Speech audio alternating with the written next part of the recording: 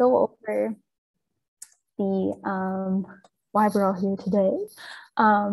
So I just want to start with like introducing our team, and then we'll also, you guys can go around, we'll do a little check-in and see how you guys are feeling.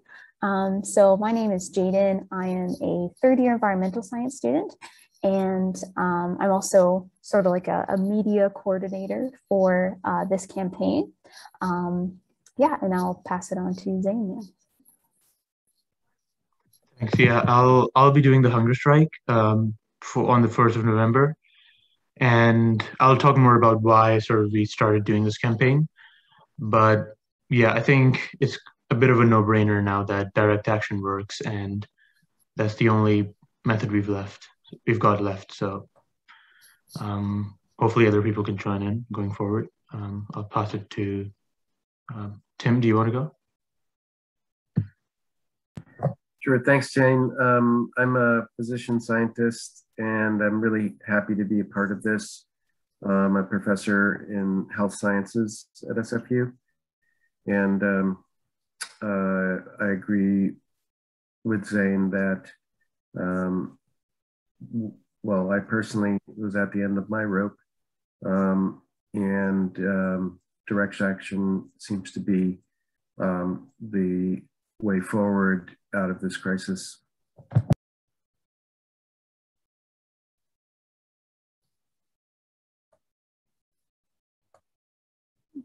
Can I pass it to you? Yeah. I will pass it on. Oh, in case for anyone who's just joining, we're just sort of introducing ourselves. And if you'd like, you could say why you came here today, why you're interested in this campaign. I'll pass it on to Linda, if you'd like to just introduce yourself.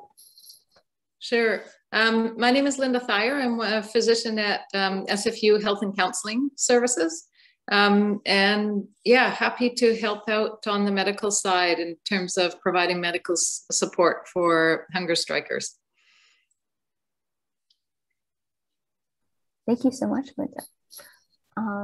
Yeah, and I'll pass it on now to, I'm not sure what the name is, but it says Moto E6AI. If you would like to introduce yourself, go right ahead.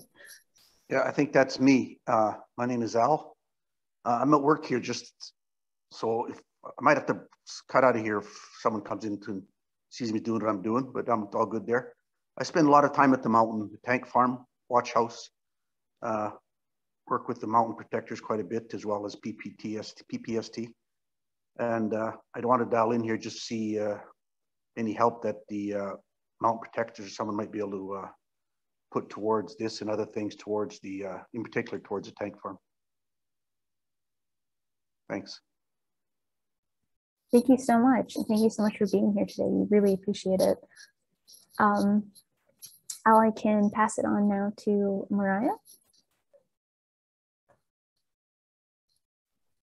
Hi, my name is Mariah. I met Jaden at the global climate strike in Vancouver.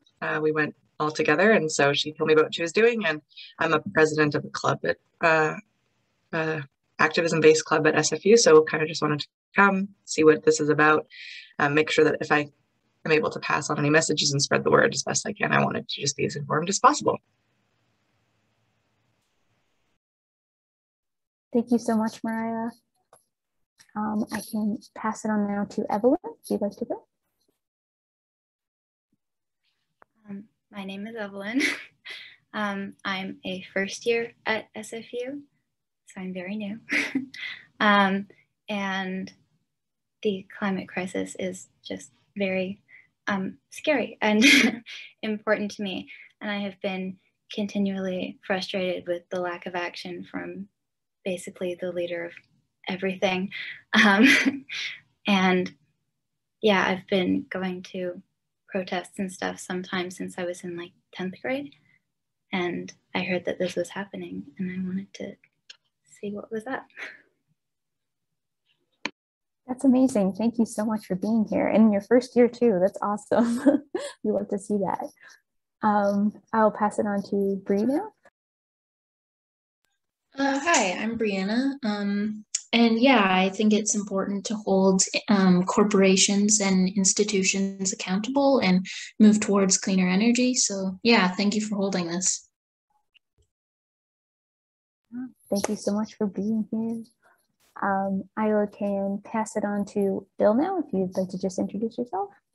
Yes, I'm Bill Winder, and I've been involved in the Brunette Action and with 350 Vancouver, and I'm here because I'm very happy to see that SFU is waking up and doing things. So I'm really happy to see that and happy to join in. Thank you. Thank you so much. And finally, Brent, if you would be interested in introducing yourself really briefly and just saying what brought you here today. Oh, hi, Brent Eichler, he, him. Very glad to be here. Zane asked me to join the call, so I really appreciate all that you're all doing. Thank you. Thank you so much. Yeah, and thank you guys all so much for introducing yourselves. I just wanted to, just quickly go over, I guess, a little bit more about the campaign and why we're here today.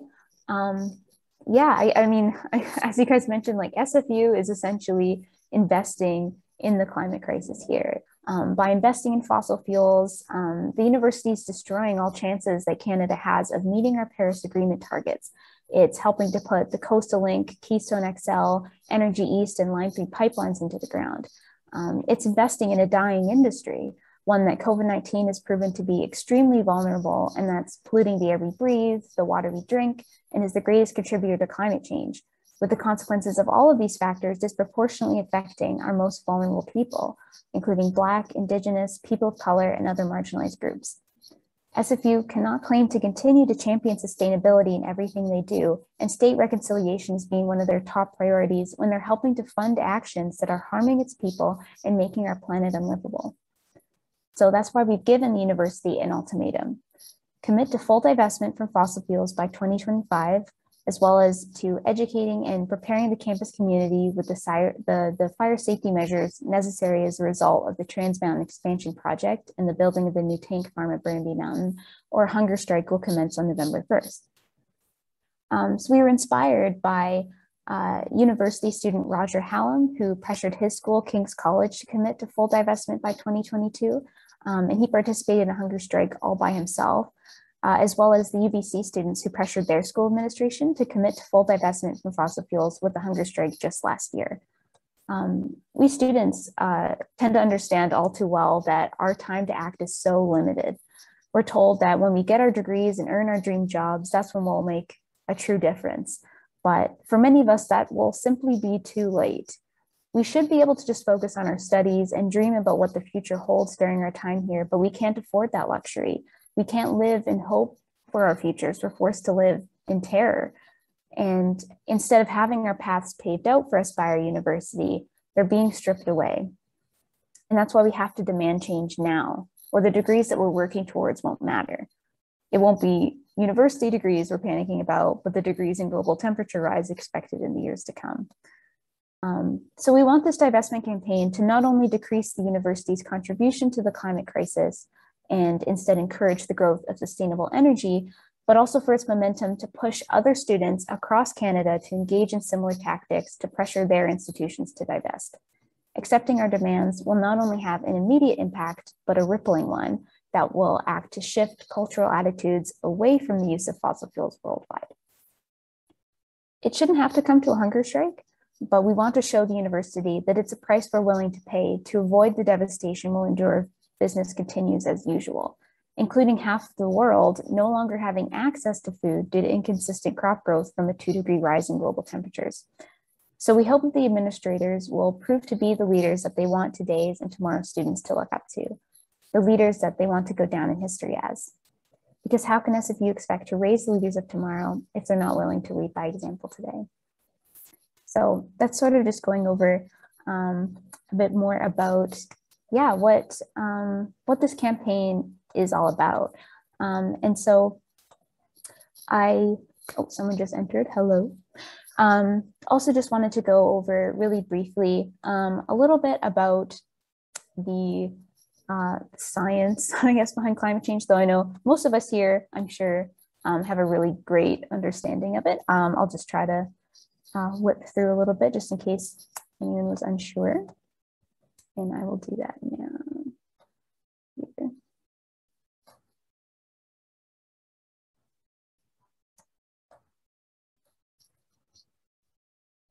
Yeah, so a little bit of background about the climate crisis. So one of the things that a lot of people sometimes will get confused is the difference between weather and climate. So weather is the current state of the atmosphere with respect to temperature, precipitation, wind, sky cover, whereas climate is the long-term average and variability of weather at a location over longer periods of time, which is typically about 30 years. So climate change is significant and lasting change in average and in variability of weather patterns over periods ranging from decades to millions of years. So it's much longer term, and that's the big difference. So people will say like, oh, well, the weather is quite cold right now, like climate change isn't happening. That's because that's weather and not climate. There's also the warming of the climate system is unequivocal. Since the 1950s, many of the observed changes have been unprecedented over decades to millennia. And ancient ice cores show that past atmospheric conditions that we're able to take a glimpse into what the contents of the atmosphere were by looking into the gas that's been trapped in these ice cores. And so we've seen that the atmosphere and ocean have warmed, sea level has risen, average annual snowfall has decreased and been replaced with rainfall, ice extent has diminished, concentrations of greenhouse gases have increased, all so significantly in just the last about 50 years or so. And the distribution of these impacts is not equal around the world. So this is just a diagram that's just showing like the concentrations of CO2 in the atmosphere. And you can see that for thousands of years, it has been cyclical, but it has never been nearly as high as it was, or it has been since like the start of the Industrial Revolution. It's just completely unprecedented and cannot be explained by just saying that it's natural here. So this is just a quick little video that's showing the 1951 to 1980 mean global temperatures. So the areas which are more red in color show warmer regions. And so you can see on the bottom here, it's showing the change over time. And you can see that gradually global temperature has increased at such a dramatic rate. It's been about 0.07 degrees per decade since 1880, and then over twice that rate at 0.18 degrees Celsius since 1981. And then like areas like the Arctic, the Sahara, and the Amazon have been much greater than just 0.8 degrees since 1880. And so from the year 1900 to 1980, a new temperature record was set on average every 13.5 years. It's quite insane. So the 5 warmest years in the 1880 to 2019 record have all occurred since 2016. And 9 of the 10 warmest years have occurred since 2010.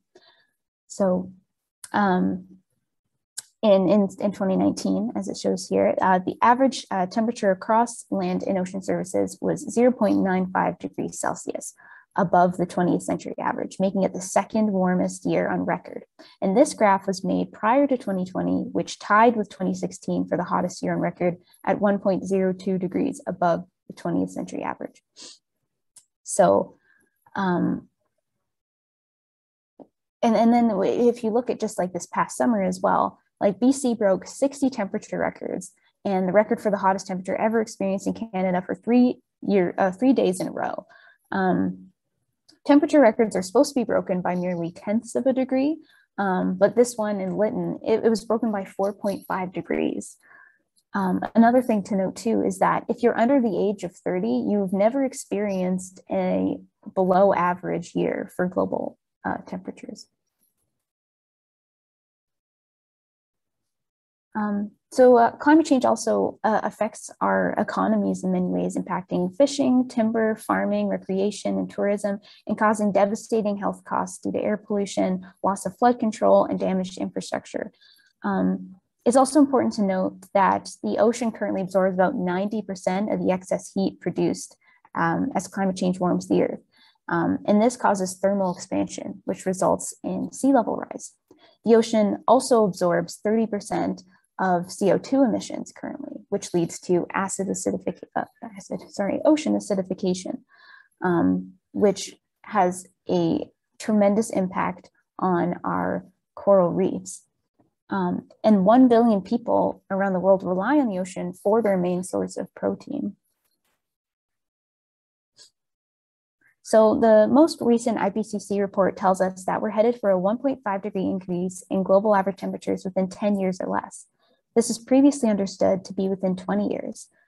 This 1.5 degree increase is the internationally agreed threshold after which climate impacts become significantly more frequent and intense, and adaptability and mitigation strategies become significantly less feasible. By the end of the century, this is expected to be a 4 degree increase in global average temperatures, when our children will likely be in their late 60s and our grandchildren will likely be around our age. And so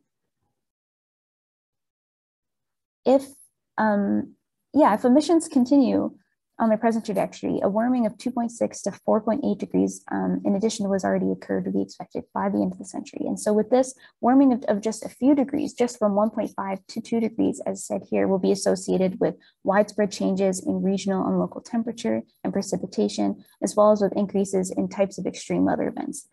These and other changes like sea level rise and storm surge will have serious impacts on human societies, including displacement, loss of biodiversity, and food insecurity. And finally, so what does climate change look like in Canada? So Canada is currently warming about 2 times as fast as the rest of the world. Extreme hot temperatures are expected to become more frequent and more intense, increasing the severity of heat waves and heat-related deaths and contributing to drought and wildfire risks. Increased electricity use will lead to more widespread power outages. More intense rainfalls will increase urban flood risks. Warmer temperatures and smaller snowpacks will increase frequency and magnitude of snowmelt-related flooding and summer water shortages, all impacts which we've been experiencing for successive summers in BC, and this has been especially prevalent just this past summer. Metro Vancouver is the most vulnerable urban area in Canada to sea level rise as well. We have about 250,000 people living within about a meter of mean sea level. Northern communities as well are not only facing the threat of sea level rise, but also that of melting permafrost, changing weather patterns, and ecological instability. They depend on the stability of the local ecosystem for food, and the effects that climate change will have on local animal and plant populations is uncertain. And then we can also look at the wildfire season. I mean, in the 2021 wildfire season alone in BC, which is not nearly as large as the one in 2017. Over 800,000 hectares of land were burnt and $565 million spent to suppress the fires. So as the Peak put it in one of their articles a couple of weeks ago, since SFU's initial announcement of partial divestment in 2016, we've seen successive summers with out-of-control wildfires, 2 dire reports by the Intergovernmental Panel on Climate Change reinforcing the importance of climate change, and a BC town leveled by fire. This is what an emergency looks like.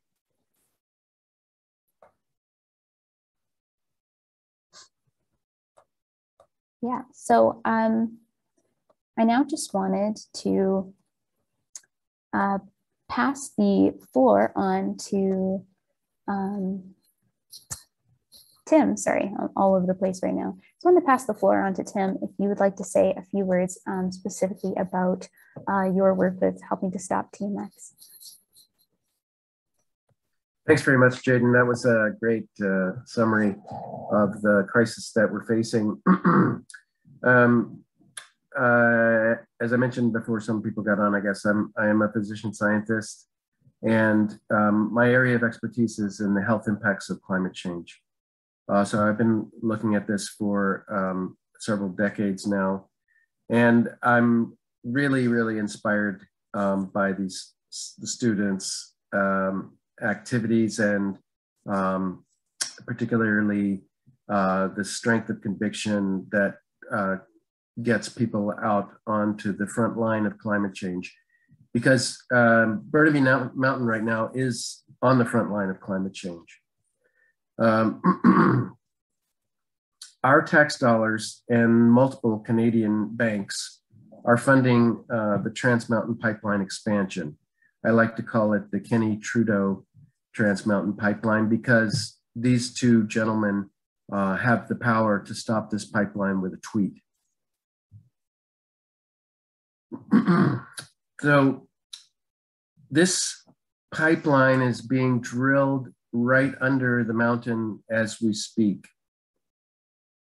It's an extremely dangerous project and not only threatens the planet by enabling expansion of the Alberta tar sands, but it threatens the campus as well, primarily due to the fire risk of an expanded petroleum storage facility right at the intersection of Gaglarty and Burnaby Mountain Parkway. I've been working to stop this project because it's an example of exactly the kind of infrastructure that we must stop building. We've been told this by many authorities, including the Intergovernmental Panel on Climate Change, the International Energy Agency, and the United Nations itself. But we continue to build the pipeline. I participated in many official processes during the pipeline's consideration. I wrote several reports. I testified in several panels. I convinced the Health Officers Council of British Columbia that the health impacts assessment that had been done by the contractor was inadequate.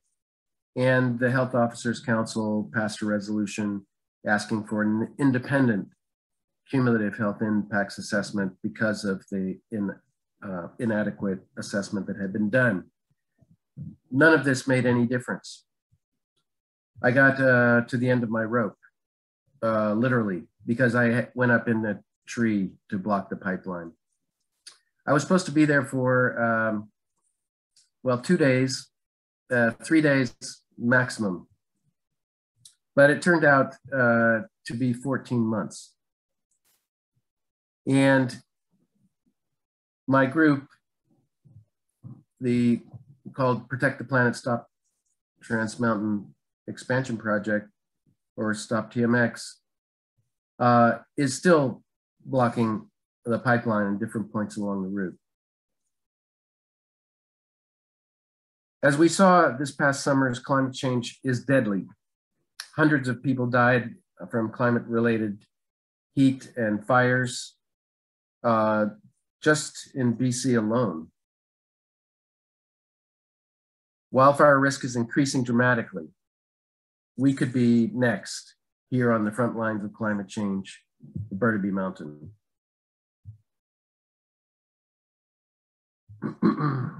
I just wanted to close with a plea. I'm really happy to see students drawing the attention of the university to the urgency of the matter. My biggest gripe with the administration and really all levels of government are that they're basically slow walking what is a crisis. We can't keep doing these little tiny steps. We need big steps. And as you will hear from Zane, big steps require real commitment, and they require people to stand up and be counted, and that means nonviolent civil disobedience, because the other avenues have been exhausted. So here's my plea. It was written by one of our strong supporters who you might see sometime wandering the streets looking like T-Rex. That's something she tends to do. The future is uncertain, but one thing is for sure. We're not giving up the fight to protect the planet. The message from myself and the other tree sitters is the same. The story is still unfolding. Don't miss the opportunity to write yourself in. You don't need to climb a tree or chain yourself to the ground to get involved. The planet also needs researchers exploring the legal, economic, and environmental issues impacting the planet. Researchers like Jaden and some of the other students on this call. TMX is illogical and now a liability that Kenny Trudeau want to sell to First Nations peoples. We need tactical ideas, music, fact checkers, and all manner of intelligence gathering. Mostly we need organizing all across the province. Have a tree sitter or supporter come talk to your friends, family, and groups. Press our government agencies to be accountable for violations on the ground and for disrespecting Indigenous peoples in the court. Run for office. Protect the Planet, Stop TMX is part of a movement to stop TMX. We are built by teachers, doctors, clergy, logisticians, engineers, contractors, writers, poets, nurses, students, employed and unemployed, Indigenous peoples and settlers, teenagers, and long retired elders. Come join us. Whether you want to cheer from the sidelines, march in a T-Rex costume, or stare down the tank, we need your help. All you need to do is find your courage, leave the safety of home, and finally venture out on a tree, on a limb, for what you know is right. And I just want to thank Zane and the organizers for stepping up for what is right. Thanks, Jaden. Thank you so much, Tim. That was fantastic and a really, really powerful plea. Thank you. Yeah, I'll be passing it on to Zane now. He's going to be talking about the importance of civil disobedience. Yeah, so before I start talking about this, I think there are a few things that we need to recognize about why we have come to a point where civil disobedience is now necessary. And I think the first step is to recognize that for the past 30 years, we've been hearing euphemisms from all sorts of groups that are involved in tackling the climate emergency. We've been hearing euphemisms from the governments, from the NGO sector, and political parties. The fact of the matter is that the climate emergency is a euphemism for a mass extermination project. Because for the past 30 years, we need to recognize that the planet is a gas chamber, and the rich and the powerful and the government has been putting a poisonous gas into it. And they've known the science for 30 years about what that means. And what that means is that 2 degrees of increase in global average temperatures is now locked in. And what that means is that mass starvation and crop failure is now locked in many parts of the world. So this is not just about just dealing with the climate emergency or reducing the impact of it. This is about holding people accountable who are guilty of arguably the greatest crime in human history. And the tragedy here is that, unlike most genocides, in this case, it's very easy to ignore it because it hasn't all happened yet. And we did a press conference recently before the October Rebellion in Vancouver, where we tried to explain this to the journalists, what the climate emergency actually means, and to demonstrate that we used a plastic bag, and someone volunteered and we put the plastic bag over their head and we said, well, we don't need to do anything about this now. We can start worrying when they start suffocating. And that's really how we're treating the climate emergency, is that we've wrapped a plastic bag around someone's head, and we're saying that we won't do anything until the person starts suffocating. And when they do start suffocating, it's going to be quite late. And instead, we're giving subsidies to the fossil fuel industry every year. I think the federal government gives $18 billion worth of subsidies. And just to say a few things about what we're involved in here in SFU, the person who, and I don't mean any disrespect towards any individual, but the person who is the chancellor of SFU is the same person who is the head of the airport in Vancouver. Now, it's a bit of a no-brainer just how bad and destructive the aviation industry is to the planet. And recently, the airport just said that there are going to be net zero carbon emissions by 2030. And this statement is a perfect example of people who say that they're going to deal with the climate emergency, but they don't. And there's no such thing as an airport being net zero, as everyone knows. And this is just something that tells us how people in positions of power and who are on the top of their institutions treat the climate emergency. They don't have any problem in using terms and statements that don't mean anything, and it's quite obvious that they don't mean anything. Like, you cannot have a net zero airport just like that. When the university says that they're going to divest, it doesn't necessarily mean anything. So if this individual is in charge of, if is the chancellor of SFU, we should know that they have absolutely no intention to tackle the climate emergency or to get the university to divest from fossil fuels. So the only way in which we can get them to do that is through emotional disruption of the public space of the university. And the way in which we disrupt the emotional space of the university is by nonviolent civil disobedience. Because civil disobedience obviously covers a multitude of sins, but at the very basic level, what it means is transgressive acts nonviolently in society that push the obscenity of the climate emergency or whatever crisis you're dealing with into the faces of the public. So one way to do that is if people are watching people getting arrested. So people are going about their day, they're crossing the intersection, and they're looking at people being dragged away by the police. The other way to do that is by not eating for a fortnight and being in a public space as you do that. And there's a binary sort of tipping point when you do something like this. And I'll be telling a few stories about civil disobedience throughout history, is that whenever you begin, it's usually unpopular within the activist space. And when you start off, it's usually not accepted as being legitimate by the opposition. So an example of that is the Freedom Riders movement. The Freedom Riders began with 4 people to non-violently resist the desegregation of interstate busing. And it began with people who, it was unpopular within the civil rights movement. They were on a call with Martin Luther King and a few other people, and they said it was a terrible idea. But they went ahead and did it anyway. And it began with 4 people, and it ended with 450 people in prison. So 4 people went to prison, 50 people went to prison, 200 people went to prison, 400 people went to prison, and no one cared, right? Everyone treated them as terrorists. The government said, we don't negotiate with these people. But by the time 450 people were in prison, that was the tipping point, beyond which it was just the fear had gone away, and in the eyes of the public, and the government just has to pass major legislation to desegregate busing.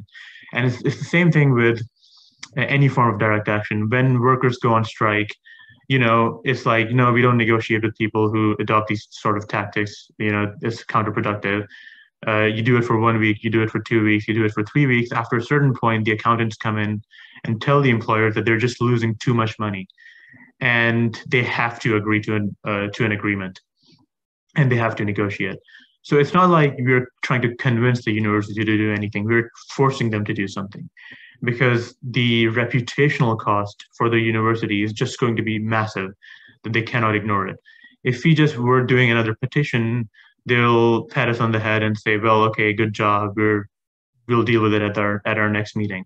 But what we're saying is that we won't eat for as long as it takes, and ultimately it just becomes a matter of the university's reputation. And all these big people care a lot about their reputation, so the last thing they want is students like going to hospital because the university can't do something quite basic. And that something quite basic is sort of making a statement and making a stand that makes the university not complicit in the greatest crime in human history. Because if we don't take the step, every single person in the university will be part of a generation that's going to be the most hated generation in human history. So by doing this hunger strike, we're sort of raising the cost of disruption above the cost of negotiation to a point that it's just too costly for them to not negotiate with us than to negotiate with us, if that makes sense. And I'll just give an example of a hunger striker from Germany. And I was on a call with a few really amazing people a month ago who've been taking part in high-level civil disobedience throughout the world. And there was this one Russian person who had been to a Russian prison 25 times for environmental actions. Now, Russian prisons aren't like Canadian prisons. It's really bad. And he was saying that he doesn't go to a protest anymore unless he's going to prison. And that's the point at which people have reached, that they think anything else is useless because the governments just aren't listening. And they're perfectly fine with us marching and petitioning, because people have been marching and petitioning for hundreds of years, and it's perfectly compatible with the status quo. And what's not compatible with the status quo is material disruption and reputational disruption. And there was another person on this call from Germany who was calling in from hospital, and he had been on a hunger strike for 25 days. And after 25 days, the chancellor and all the top government ministers agreed to a public debate. And so if they had just done it for 5 days, it wouldn't have mattered. They would have gotten on the local papers. If they would have done it for 10 days, maybe they would have gotten the mayor to talk to them. If they did it for 25 days, you had the ministers begging them to start eating, and they will meet them, because otherwise it's just going to be 10, 20-year-olds died because government ministers won't meet with them. Now, in this case, the university is a more sort of precise, concrete target. So we're not looking at something like getting government ministers to talk to us. So it likely won't be something like 20 days or 25 days. At UBC, people did it for less than 5 days, and that ended up being enough. So yeah, ultimately, I think the thing to know is that it's about sacrifice, and nothing will come in terms of dealing with the climate emergency if we aren't willing to sacrifice a very small portion of our liberties compared to what's coming down the road. And those of us who've been arrested and who've done hunger strikes in the past, in some ways, I would argue we're the lucky ones, because we've made the transition emotionally about what needs to be done in terms of our response to a genocidal government. Because we have all our egos and our intellects that tell us to come up with a plan and to execute that plan and to come up with a strategy. But before we do all of those things, we need to emotionally tackle what it means to be under the governance of the greatest genocidal government in human history that has locked in the deaths of hundreds of millions of people and potentially billions of people, and potentially the extinction of the human race. And there is it's almost impossible to put it into words. And the only emotionally appropriate response is recognizing that it's not about us as individuals, it's about the human race, and it's about the university community, and it's about the city and the country. And people who were involved in the Freedom Riders movement were often the first generation to go to university, especially if they were women or if they were Black people. They were their first generation in their families to go to university, and they risked all of it because they recognized that there's something more important than their sort of personal interest. So as Roger Hallam recently said, courage is not the absence of fear. Courage is knowing that there's something more important than fear. So it's all about priorities. We're doing this hunger strike because it's all about priorities. People are getting arrested because it's about just prioritizing what's more important. And by showing our community that we are willing to suffer for our beliefs, we inspire them, and we are emotionally communicating with them. If you just give them information, it's like just another seminar that they have to be at. But if we emotionally communicate with them by not putting food in our bodies, or by getting arrested, or by going to prison, we force an emotional response from the public.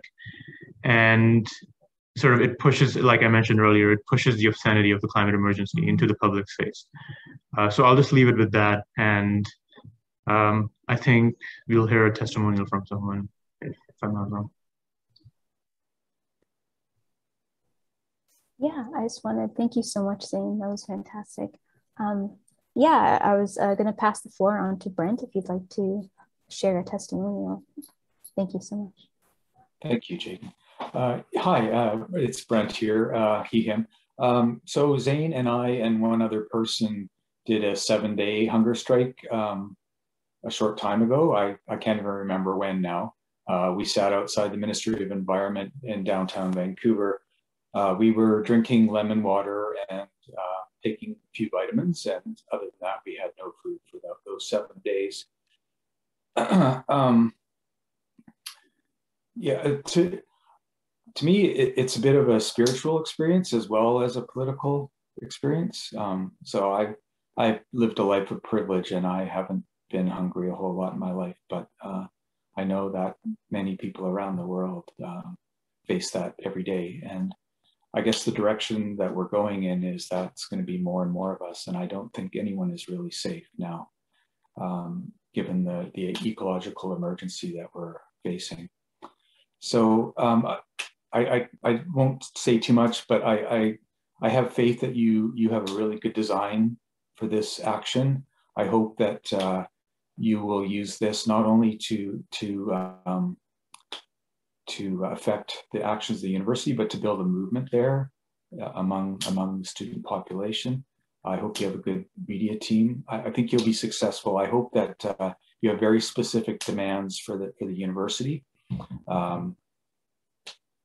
UBC hunger strike, that they got big promises out of the university, and like all institutions, they are very adept at lying. And the divestment that UBC proposed to undertake is being kicked down the road, like just the way that governments are kicking down the road their promises. So best of luck to everyone. I just want to say that we went 7 days. We didn't have any physicians helping us or anything. It's quite easy to do. It's not hard.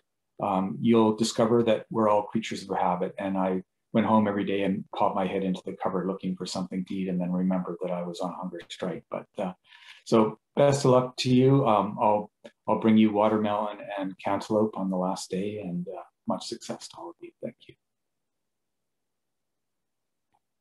Thank you so much, Brent. Yes, that was amazing. Yeah, thank you so much for sharing. Yeah, everyone has spoken today. I just wanted to continue by just going over a little bit about what's going to be happening starting November 1st. So yeah, the strike itself will be taking place in the northeast corner of the AQ, to the left of Jugo Juice and the entrance to the education building, right where those tables are situated there. And the strikers will be camping out and holding signs until the university accepts our demands. So there we'll be willing to engage in a respectful dialogue with the university administration liaisons. As Zane mentioned, will raise the cost of their reputation above the cost of negotiation. We will be writing and sending out press releases each day, campaigning on social media, and making our presence known in local, regional, and global context. So yeah, Zane is our main hunger striker right now. He's participated in a hunger strike previously, a 7-day hunger strike to demand appropriate action on old growth logging and climate change from the provincial government. So yeah, this is sort of what our strikes will be looking at, but we wanted to open the floor up to you guys. We have so many different volunteer roles. If you guys are interested in getting involved, we are always looking for more people, including hunger strikers. But there are also roles outside of hunger strikers, supportive roles to the hunger strikers as well. And I will list all of these in the chat as well, but I will also just go over them. Here, I'll put some out to get that sent properly. Yeah, so we have obviously the people who will be joining Zane in the actual hunger strike itself, people who are willing to be arrested if they, if campus security doesn't allow us to stay. Zane does have experience with this. He knows that it's very protocol based, and he has contact with the liaison as well. So he knows what that situation is like. If you have any questions, you can always direct those to him.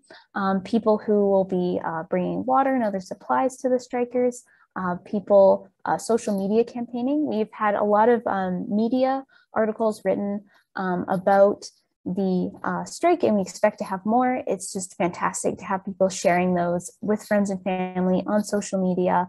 And then we'll also be taking videos of the strike, just update videos each day. And so those would also be fantastic. I have currently all of the news articles linked in my link tree, and I will share that in the chat as well. It'd be fantastic to have photographers taking pictures of the strikers, so that we can send those to different media outlets as well.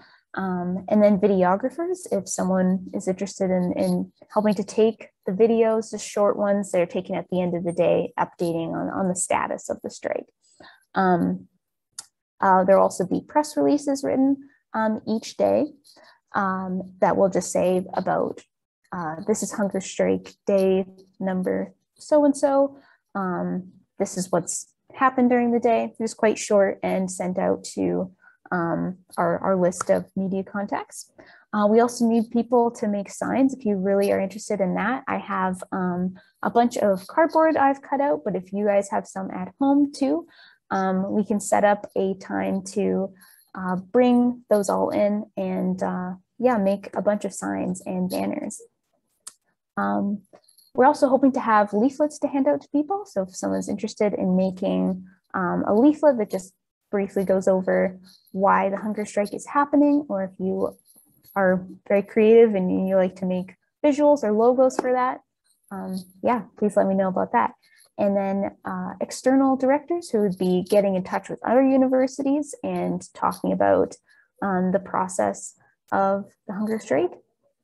And then finally, people who would be performing at the strike as well, and just drawing more attention to what's going on. So if you love to play music or sing, dance, you like to public speak or cite poems, it's just, a fantastic way to draw more attention towards the strike happening in the AQ. So those are just some of the volunteer roles that we're looking for. And if people are interested in joining, we have our Signal group here that Zane has listed. Oh,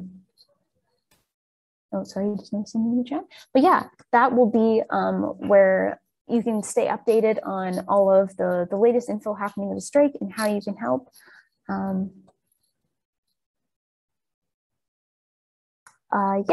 Sorry, I just noticed something else. But I will open up the floor now to you guys. I've done a lot of talking at you, but did you have any questions for us about how the strike is gonna work?